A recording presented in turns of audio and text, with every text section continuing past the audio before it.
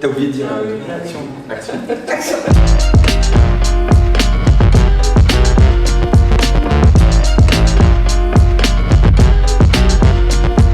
se connaître et puis aussi de comprendre les autres.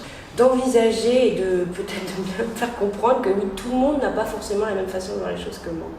De voir que quelqu'un peut vivre les choses de manière totalement différente, que ce qui vous enthousiaste ou vous éclate va angoisser l'autre. Je me dire, mais attends, mais pourquoi ça l'éclate pas? C'est super fun en fait. Donc voilà, moi je pense que c'est plus dans le rapport à l'autre et dans l'écoute à l'autre que ça m'a ouvert pas mal de choses. En fait, cet exercice m'a permis de mettre des mots sur certaines situations de la vie et du coup, ça m'a permis de devenir plus tolérante envers l'autre en fait. Il y a plusieurs profils, les gens ne fonctionnent pas forcément comme toi parce que mettre un peu d'eau dans mon vin en fait.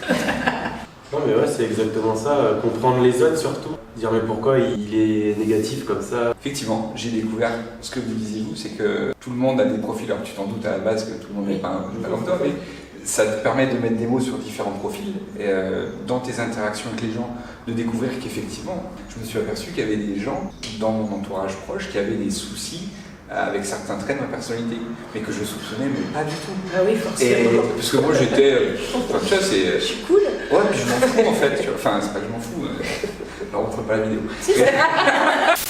Et les gens en fait, je me suis aperçu que c'était une vraie crispation et qu'ils avaient un vrai souci avec certains traits de mon comportement. Alors, qui peut-être, effectivement, je le reconnais maintenant, agaçant dans le cadre professionnel, tu vois, le fait de ne pas forcément être à l'heure, le fait que, effectivement, il y a des gens qui ont besoin de se plaindre, tu vois, ou de ruminer un peu leur truc, et ils ont besoin que tu les écoutes. Et moi, j'avoue que je m'en fous, j'écoute pas. Enfin, je vais pas faire le focus, je vais pas écouter quelque chose qui m'intéresse pas, mais si tu veux, ça peut être mal vu. Il y a des gens qui se disent, il s'en fout, il fait pas partie de l'équipe, ou un truc comme ça. Et effectivement, c'est quelque chose que j'ai découvert au cours de cette formation. Ça m'a permis d'avoir une discussion ouverte avec les gens, d'aller les voir et de leur dire, attends, j'avais jamais pensé qu'on avait un problème, tu vois.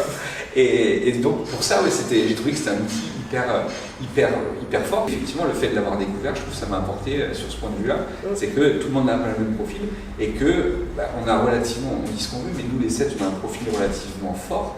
Peut-être par rapport à d'autres profils qui ont un profil plus dans la conciliation, dans les choses comme ça. Et qu'il y a des gens avec qui ça passe pas, il y a des gens qui ont un vrai souci avec ça. Quoi. Ouais.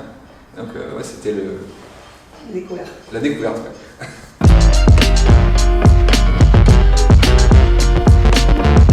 Les forces, je sais pas, relativiser tout quasiment. Les faiblesses, je vois pas. Enfin. Ouais, ça va l'air humble. Alors, soyons modestes. C'est énorme. Je vois pas. On est fan, on est un petit peu en retard, des fois. Sans étude. On n'est pas trop en retard, mais on n'est pas en avance. Peut-être se mettre sur un projet à long terme, c'est difficile. Travailler sur un truc longtemps. Moi, c'est l'ennui.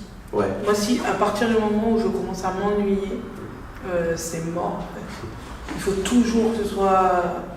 Moi, je me suis rendu compte que je suis productif dans le stress. Oui, c'est vrai. Même extra productif. Dans le stress, et à partir du moment où je commence à m'ennuyer parce que j'ai cerné le truc, parce que j'ai compris, parce que j'ai plus d'intérêt. Cerner les choses assez vite aussi, de vite capter. Je déteste qu'on me répète les choses 3 fois en fait. C'est bon, j'ai compris. Ouais, toujours un peu. C'est bon, j'ai compris. Et puis, c'est toujours de faire plein de choses, quoi, tout le temps. Voir plein de gens, et d'être intéressé par tellement de choses. Qu'est-ce que je fais aujourd'hui? Il y a tout ça. Et donc le sport, la lecture, les copains, machin, les enfants, faire ci, faire ça.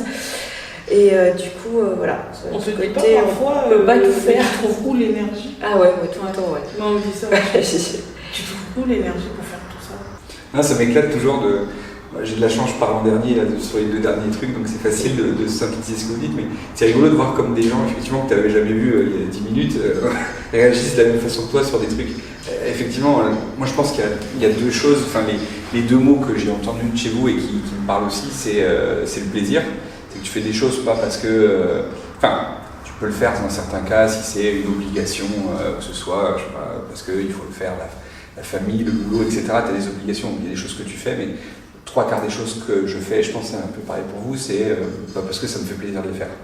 Ça peut être, alors ça peut être une action envers les autres, c'est pas forcément un truc vraiment perso et égoïste, ça peut être un truc pour faire plaisir à des gens, mais tu le fais parce que ça va te faire plaisir. Il y a des choses que je fais que ça me saoule de faire, mais je le fais parce que je sais que ça va faire plaisir aux enfants, à ma chérie. Et puis il y a beaucoup de choses que je fais aussi parce que je sais que ça va me faire plaisir à moi. Donc je pense qu'il y a cette recharge de plaisir que j'ai entendue chez vous et qui est aussi chez moi. Et puis le mot, tu parlais alors, pas de faiblesse, mais de choses un peu plus négatives. Pour moi, c'est l'ennui. Et je pense que c'est un peu pareil pour vous. Ça m'a beaucoup posé problème. Alors ça, c'est un truc que tu travailles, je pense, avec le temps aussi. Ça m'a beaucoup posé problème il y a quelques années. Effectivement, cette instabilité, ce qui pouvait être considéré comme l'instabilité, que ce soit à la maison ou autre, parce que tu rentres vraiment dans une routine et est-ce que tu en as peur? Est-ce que c'est parce que tu te dis ça va me mener à un échec? Est-ce que c'est parce que ça te saoule, parce que tu as envie de découvrir plein de choses, tu dis que la vie elle est courte et que tu as envie de faire plein de choses et que ça te saoule de rester dans un cadre bien défini? Mais effectivement, l'ennui, la peur de l'ennui, je pense que ça a été interprété parfois comme de l'instabilité, ce que je peux comprendre, et ça peut poser parfois certains problèmes dans ta relation avec les autres, parce qu'effectivement les autres ne voient pas de la même façon, et parfois ça t'emmène à une situation de conflit ou des choses comme ça. Non, mais je pense que ça peut être fatigant pour ceux qui partagent nos vies, d'avoir peut-être l'impression qu'il faut toujours proposer des solutions ou proposer des activités ou qu'on s'ennuie, faire en sorte qu'on ne s'ennuie pas en fait. Ça peut pas être simple. Il y avait une fois j'avais participé à un profil et il y avait quelqu'un dont la femme était 7 et on en parlait et c'est ce qu'il disait, il dit c'est très dur pour moi, lui c'était pas trop forcément son profil et il dit c'est très dur pour moi de suivre parce que le week-end elle ne peut jamais rester, toutes les heures il faut qu'elle fasse un truc différent et il me dit j'en peux plus.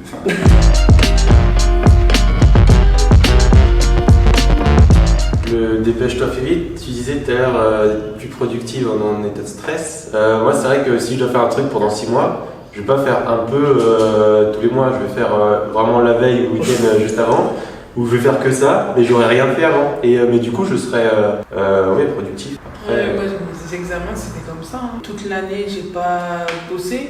Et une semaine avant les examens, je me suis enfermée chez moi et j'ai travaillé. Mais même encore, pas moins, mais je me mets encore dans des situations où il y a la date du rendu, il y a le truc qui fait qu'il faut aller vite alors que j'aurais pu avancer sur des trucs. Je fais pas rien entre temps, mais je me mets dans un truc où il faut que ce soit stressant pour avancer. Quoi. Et du coup, c'est un stress positif. Oui, oui. Ouais. Mais à contrario, tu vois, je suis vachement dans la planification. C'est ça que tu dis, je vais le faire au dernier moment dans 6 mois, mais tu sais 6 mois avant. Ouais, ok, ça fait sens. Les drivers. Ouais, et l'autre c'était, ça me parle moins, en fait, des efforts. Ouais, ça me parle moins que dépêche-toi, fais vite. C'est ce qu'on dit peut-être. En tout cas, perso, ouais. C'est peut-être ce que tu répètes, c'est ça? Ouais. Non, mais impatience, ouais, moi clairement. Il y a des choses, souvent chez mon fils, j'étais très dur au début. Voilà, j'avais envie qu'il arrive bien à faire les choses, j'avais pas envie de passer du temps à lui expliquer, etc. Je disais, vas-y, j'ai déjà expliqué, dépêche-toi. Et c'est effectivement tout un driver que je lui ai dit aussi, dépêche-toi, fais vite, carrément. Ouais. Après, fais des efforts. Ouais, ça me parle en ce sens, en ce que tu as expliqué, c'est-à-dire que le but n'est pas d'être parfait et de te dire il faut à tout prix que je sois dans ce truc-là, mais juste bon, ok, je vais essayer, je vais faire du mieux que je peux, puis après le reste, si j'arrive pas, tant pis. C'est plus dans cet aspect-là, effectivement. Bon, je fais un effort, je vais essayer d'atterrir sur quelque chose, mais jusqu'à ce que j'y vois plus d'intérêt ou ça m'embête ou autre, et puis après je vais passer à autre chose.